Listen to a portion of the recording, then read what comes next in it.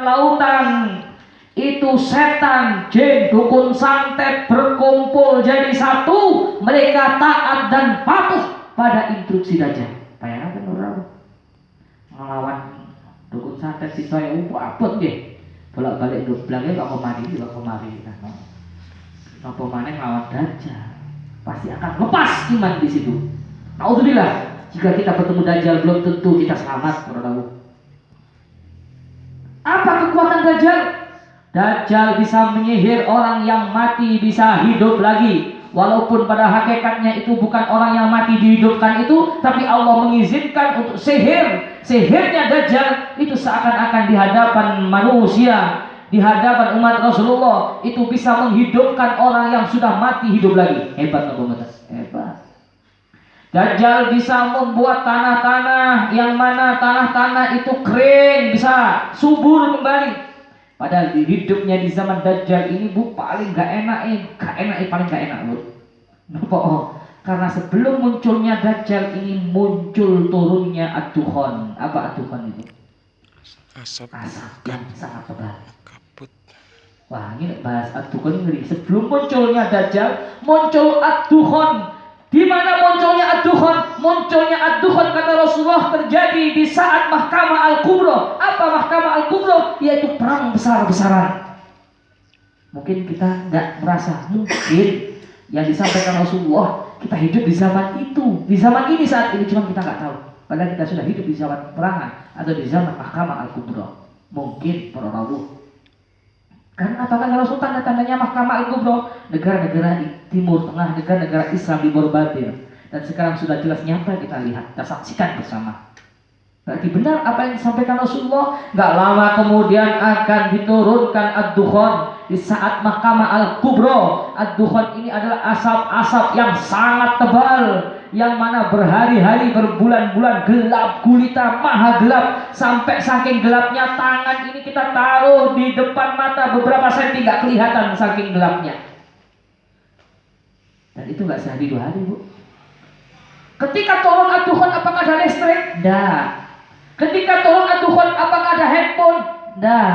Ketika turun ad-dukhan apakah ada mobil? Tidak ada. Ketika turun ad-dukhan apakah ada sepeda motor? Tidak ada. Semua kembali kepada zaman lampau. Gak ada lagi teknologi tidak ada sama sekali. Karena turunnya ad-dukhan ini asap yang tebal bisa mematikan sejenis logam, sejenis besi ini gak bisa berfungsi boro-boro. Sehingga kita kembali kepada masa lalu. Apakah cukup sampai di situ? Tidak. Ketika turun ad-dukhan ini, Rasul sampaikan ini terjadi 40. Cuman di situ Rasul tidak menyebutkan 40 hari atau 40 malam atau 40 bulan atau 40 tahun. Tidak. Tapi beliau mengatakan 40. Bayangkan. Kita 40 hari aja. Nggak ada listrik. Gelap gulita. Ini asap yang tebal penuh dengan racun para rawuh. Mangan susah di zaman itu. Gelap sekali. Sampai kata Nabi disampaikan di zaman itulah umatku banyak yang membunuh. Umatku banyak yang bunuh-bunuhan, merebut makanan yang sudah basi. Makanan yang sudah basi saja direbut sampai tega membunuh saudaranya. Saking laparnya. Betul atau enggak? Kenapa? Wong lek luwe kuwi tega. Tega napa? Tega membunuh temannya. Enggak usah zaman ad-dukhan saiki ae lho. Wong rebutan dunya mawon. Padha dulure nggih. Sami dulure rela sampai santet-santetan. Padha dulure gara-gara dunya, gara-gara apa maneh nek mboten gara-gara bandokan. Nggih napa mboten? Mboten gara-gara weteng, mboten gara-gara urusan dunya, sampai rela saling menjatuhkan, bahkan sampai rela saling bunuh-bunuhan. Leres napa mboten? Apalagi di zaman kelaparan, di zaman ad-dukhan, katakanlah 40 malam di situ gelap gulita. Jangankan kita nggak makan 40 hari, gak mangan telung dino ya bayangan. Apa ini? Disikat. Nah, turunnya ad-dukhan ini tanaman-tanaman musnah semua. Masya Allah, ngeri kalau kita berbicara tentang hari akhir ya. Akhir zaman, belum lagi nanti ya, di padang mahsyar, belum lagi nanti melewati jembatan Sirat, belum lagi nanti hari pembalasan, hari pertimbangan antara surga dan neraka. Masih banyak berpanjang apa kehidupan setelah kematian nanti. Kembali lagi pada masa kita. Ini masa kita loh para rawuh. Di masa saat ini sesudah masa kerajaan, berarti kita hidup di zaman sesudah kerajaan. Apa kata Nabi zaman sudah kerajaan? Yaitu fase-fase yang mana fase sultan ya, di situ. Nah, ini enggak enak. Maka di zaman ini juga akan ada zaman yang mana di zaman itu Mahkamah Al-Kubra, yaitu perang besar, perang dunia. Dan terjadi perang ini nanti, maka akan turunnya Ad-Dukhan. Ad-Dukhan bagaimana? Ad-Dukhan ini Masya Allah para rawuh, wis gak ada mobil mana, gak ada mikrolet lagi, gak ada sepeda motor lagi. Kita kembali kepada masa lampu naik kuda. Pak jaran itu sing duwe jaran. Lek gak duwe jaran yang mlaku, nggih. Toko wakil kadhe nang pondok mlaku. Napa maneh kok pondok terang batu mlaku. Lek gak duwe jaran, nggih. Balik ke masa lalu. Ad-Dukhan. Makanya ketika sesudah Ad-Dukhan turunnya Dajjal. Kenapa Dajjal itu satu matanya? Karena Dajjal itu meleleh matanya yang satu, terkena Ad-Dukhan itu. Bayangkan, Rasulullah katakan, ketika bukan orang yang mukmin, ketika turun Ad-Dukhan, maka melepuh kulitnya, busuk kulitnya. Karena apa? Ini Dukhan ini bu, kalau kita terkena Dukhan kita nggak beriman, maka kita akan meleleh kulit kita, daging kita meleleh. Tapi kalau orang itu beriman, apa kata Nabi? Ketika turun Ad-Dukhan hanya seperti pilek saja, meriang saja. Masya Allah. Mudah-mudahan kita termasuk orang-orang yang beriman. Amin. Amin. Itu Ad-Dukhan mohon sampai ngeri ya. Belum lagi munculnya Dajjal laknatullah alaih. Ketika peperangan Mahkamah Al-Kubra mau, di saat-saat itulah, di saat-saat fase-fase yang mana fase-fase kelaparan di sini, ekonominya hancur di sini para rawuh, negara-negara saling perang hancur di situ. Di zaman kapan? Di zaman saat ini, sebelum Imam Mahdi. Di zaman kita, apakah kita hidup di zaman kerajaan? Tidak, karena sudah selesai kerajaan di fase sebelumnya. Mau nggak mau kita hidup di mana fase saat ini sebelum kemunculan Imam Al-Mahdi. Apakah Imam Mahdi sudah turun? Kita belum tahu. Kalau belum bayat, berarti kita turun, kita hidup di masa fase Dukhan turun Ad-Dukhan warahmatullahi. Di mana fase turunnya Dajjal warahmatullahi. Di fase kita saat ini, cuma kita nggak merasa. Karena munculnya Dajjal, karena munculnya Ad-Dukhan itu dimunculkan di saat Mahkamah Al-Kubra, di masa pemimpin Sultan Jahir. Sesudah itu, sesudah Dajjal, waktu itu siapa yang membunuh Dajjal? Yaitu Nabi Isa. Ketika sholat subuh, Dajjal bersama para tentaranya. Ketika sholat subuh, Dajjal bersama para tentaranya. Itu sholat subuh Nabi Isa bersama Imam Al-Mahdi. Siapa yang jadi imam? Yang jadi imam adalah Imam Al-Mahdi. Di saat itulah Dajjal ketakutan ketika mau menyerang Imam Mahdi. Di situ ada Nabi Isa alaihissalam. Lari terbirit-birit Dajjal. Kemudian dihunuslah oleh Nabi Isa alaihissalam. Meninggal Dajjal di situ. Dan ini fase yang terakhir, yaitu fase Imam Al-Mahdi, mujahid umat Islam di zaman itu. Apa tanda-tandanya munculnya Dajjal para rawuh? Apa tanda-tandanya Mahkamah Al-Kubra itu akan, apakah kita merasakan, apakah kita hidup, tahu di mata kepala kita menyaksikan di zaman itu? Wallahu a'lam. Tapi yang jelas tanda-tanda itu sudah dijelaskan oleh Rasulullah Sallallahu Alaihi Wasallam. Tanda-tanda Dajjal akan muncul banyak sekali. Satu, yaitu pohon kurma Baisan. Pohon kurma Baisan ini dulu itu masih berbuah. Tapi sekarang sudah nggak ada buahnya. Di saat nggak ada buahnya, kata Nabi, itu dulu Nabi mengucapkan ketika pohon kurma baisan itu masih berbuah. Apa kata Rasulullah? Nanti kalau sudah pohon kurma baisan ini tidak ada buahnya, di saat itulah Dajjal akan muncul. Kita lihat sekarang. Ayo coba di browsing. Kapan-kapan kita ngaji, itu ada proyektornya, biar jelas. Pohon kurma baisan saat ini sudah nggak ada buahnya. Di situ kata Nabi, muncul Dajjal. Itu satu yang jadi patokan para ulama. Coba dicek di hadis. Ada ini. Yang kedua, munculnya Dajjal itu nanti adalah ketika ada di Danau Tiberias. Danau Tiberias ini beberapa tahun yang lalu, tahun 2000 itu sudah mulai mengering. Kata Nabi, dulu ketika menyampaikan Danau Tiberias itu masih airnya masih luar biasa, tapi sekarang sudah nggak ada air. Di saat sudah nggak ada airnya, di saat itulah Dajjal akan muncul. Di mana letaknya Danau Tiberias ini? Yaitu di pertengahan kota di Yahudi sana, di Israel. Ketika Danau Tiberias ini mulai mengering, mereka bingung di situ. Karena sumber daya, sumber apa namanya? Kehidupan. Sumber kehidupannya, nah itu ada di situ. Ketika itu sudah mulai mengering, disitulah Dajjal gak lama lagi akan muncul. Allah. Coba dicek sekarang Danau Tiberias, bagaimana keadaannya? Efrat. Sudah mulai habis sap.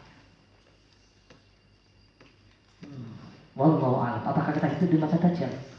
Kita nggak tahu. Andaikan kita hidup di masa Dajjal, lepas iman kita para Allah. Yang pagi masih beriman, sore sudah jadi murtad. Yang sore masih beriman, nanti malam sudah menjadi kafir. Na'udzubillah min dzalik. Apalagi yang tandanya ketika nanti di keliling Ka'bah sana ada lomba-lomba, perlombaan bangunan yang tinggi-tinggi, bercakar langit, megah-megah. Di saat itulah kata Rasulullah, Dajjal gak lama lagi akan muncul. Ayo kita cek saat ini. Dulu Rasulullah menyampaikan itu gak ada bangunan kayak gitu, pernah tahu? Di zaman Nabi gak ada bangunan dur-dur, pirang meter gak ada. Jelek-jelek zaman Rasulullah, ndek-ndek kan waktu. Tapi Nabi menyampaikan nanti ketika di keliling Ka'bah, ketika kalian tawaf melihat sekeliling Ka'bah ini bangunan tinggi-tinggi megah sampai kepada pencakar langit. Di saat itulah gak lama lagi Dajjal akan muncul. Kita cek saat ini. Ketika jenengan umroh, coba keliling lihat ke arah sekeliling kita. Apakah bangunan seperti dulu? Enggak. Bangunan sudah tinggi-tinggi. Itu satu. Jadi nggak lama lagi Dajjal akan muncul sesuai yang disampaikan oleh Rasulullah SAW. Yang kedua apa kata Nabi? Lihatlah, ketika kalian suatu saat nanti umroh, di situ ada menara, yang menara tersebut dinamakan kata Nabi itu tanduk setan di situ. Nah ini susah jelaskan ya kalau nggak ada proyektor ini susah. Di situ ada menara, menara jam sama itu umroh. Tahu ya menara jam ya? Wongi rezekine kathah ben kiyu umroh kemriku. Umroh kemriku milih hotel sing jam ini lho.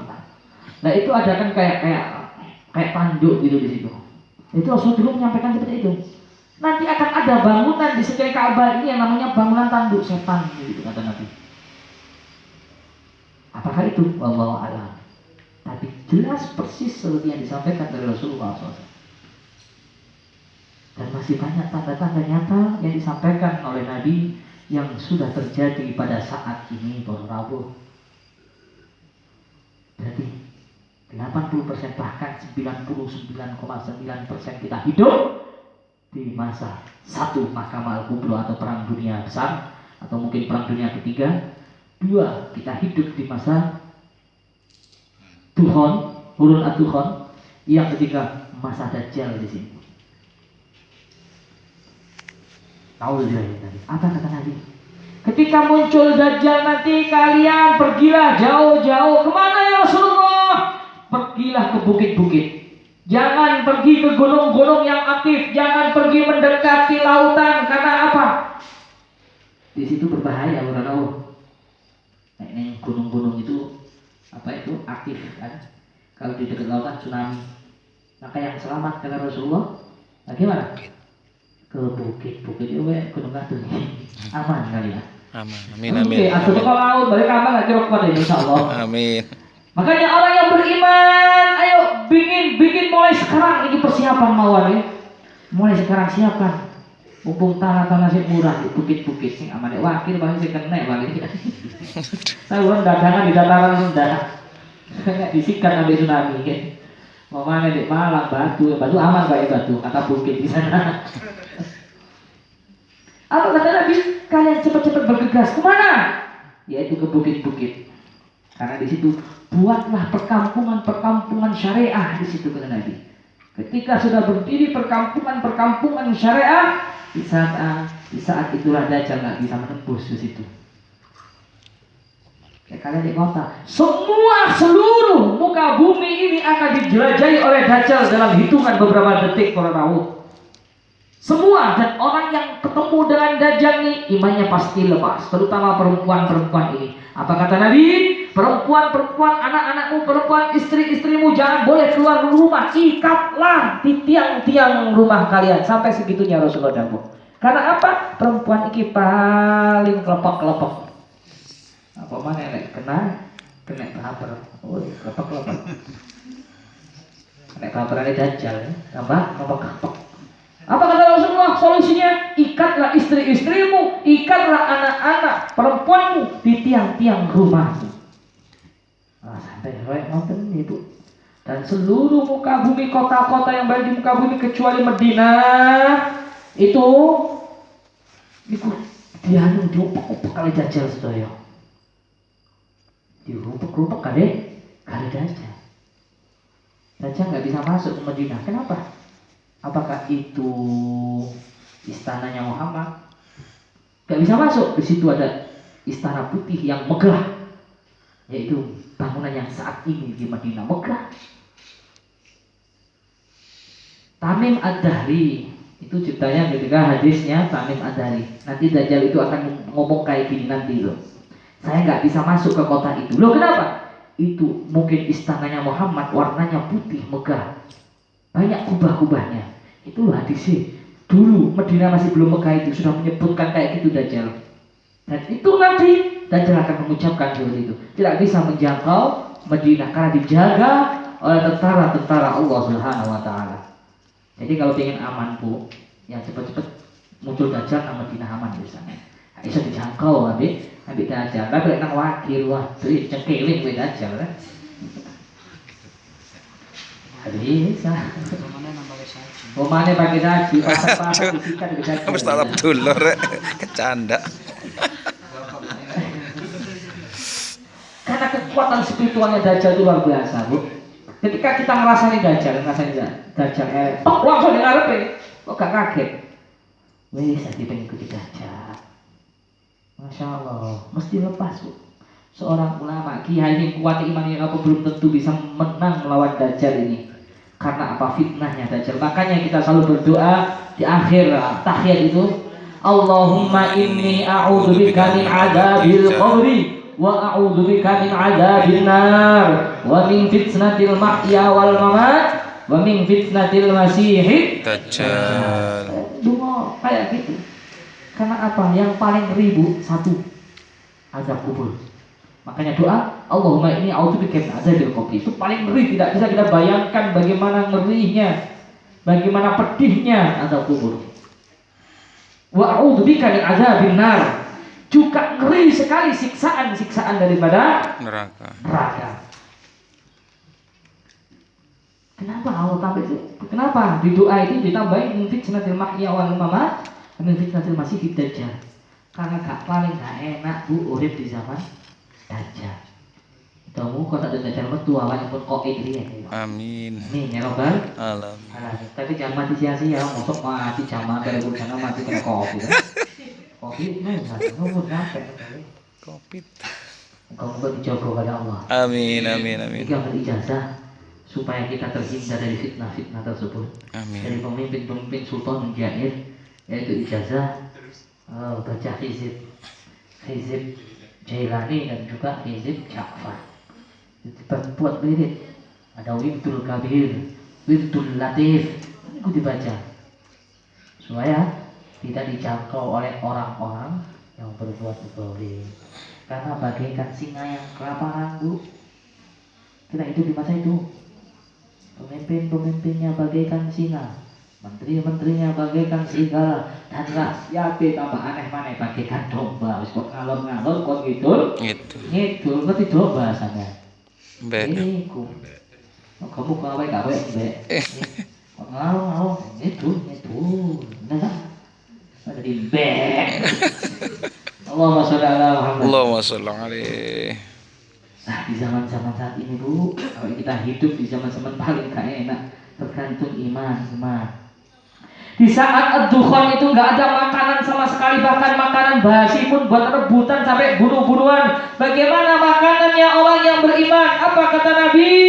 Zikrullah, hanya dengan zikir. Disitulah makanannya orang yang beriman. Di saat-saat mencekam seperti itulah mereka bisa bertahan hidup hanya dengan berzikir. Ada salah satu orang yang beriman ketika berzikir kan malam gelap gulita, nggak ada sama sekali penerangan matahari pun nggak bisa menembus bumi, saking tebalnya asap ad-dukhan di situ. Ada orang beriman yang ketika itu berzikir, yang sudah terbiasa istiqomah berzikir, biasanya jam 1, jam subuh sudah ada fajar, mereka tahu. Tapi itu berzikir kok lama sekali, rasanya lama sekali. Ketika ngecek masih malam, zikir lagi mereka. Biasanya kira-kira aku semari zikir, ngecek lagi kok masih malam, masih gelap gulita. Ini orang yang beriman. Setelah mereka selesai zikir, tiba-tiba terkejut. Karena apa? Matahari terbit dari arah barat. Ini adalah tanda-tanda akhir zaman, di zaman-zaman yang paling gak enak nih. Oleh karena itu ayo jangan pernah kita putus dalam majelis-majelis zikir. Ini adalah modal buat kita, perisai buat kita, supaya kita tidak terjebak. Yang mana terjebak dalam yang sangat-sangat dimurkai oleh Allah Subhanahu wa taala jika iman kita terlepas. Karena apa? Di zaman-zaman saat inilah pagi masih beriman, sore sudah murtad, sore masih beriman, pagi sudah kafir. Naudzubillahi min dzalik. Dan sebaik-baiknya jihad karena Allah, dan sebaik-baiknya perjuangan adalah ketika yang berani mengatakan kebenaran di atas para pemimpin-pemimpin yang zalim. Sebaik-baiknya jihad di situ. Mudah-mudahan kita semua mampu di situ. Amin. Amin ya Allah ya Rabbal alamin. Ya Allah, bagaimanapun Rasulullah menyampaikan di zaman itulah umat Islam jumlahnya banyak memang. Tapi bagaikan mbek, dikelilingi orang-orang yang kelaparan. Nauzubillah min dzalik. Mudah-mudahan kita nggak sampai masuk golongan yang itu. Amin amin ya rabbal alamin. Mungkin sedikit mawon, insyaallah setiap Rabu kalau ada waktu nanti kita akan mengkaji tentang akhir-akhir zaman yang mana sesuai dengan hadis, sesuai dengan sabda baginda Nabi besar Maulana Muhammad sallallahu alaihi wasallam. Bagaimanapun keadaannya, mau ada Tuhan, ayo kita tetap istiqomah dan majelis. Karena inilah yang akan selamat karena Allah. Jadi sedang nyelengi gitu tanah di bukit nggih. Omah lha niku Rasulullah sing menganjurkan itu nggih. Sampeyan sik ndek omah sampeyan sik ndek darat jadi sikat kok wis tsunami sik anggih. Larilah ke bukit-bukit itu kata Rasulullah. Allahumma shalli ala Muhammad. Allahumma shalli alaihi. Nggih, mungkin itu yang dapat saya sampaikan, semoga bermanfaat, menjadikan kita lebih giat dalam bermunajat kepada Allah dan berbuat baik, berbanyak baca Al-Quran, berbanyak zikir, berbanyak baca sholawat. Karena itulah orang yang beriman, makanannya itu mereka akan selamat. Amin ya Allah ya Rabbal. Amin ya Allah ya Rahman ya Rahim. Anta Jawadul Alim wa Anta Liman Mu'in. Amin ya Allah ya Rahman ya Rahim. Anta Jawadul Alim wa Anta Liman Mu'in. Gusti kula nyuwun sehate mana kula lan waras badan kula putra lan keluarga. Amin ya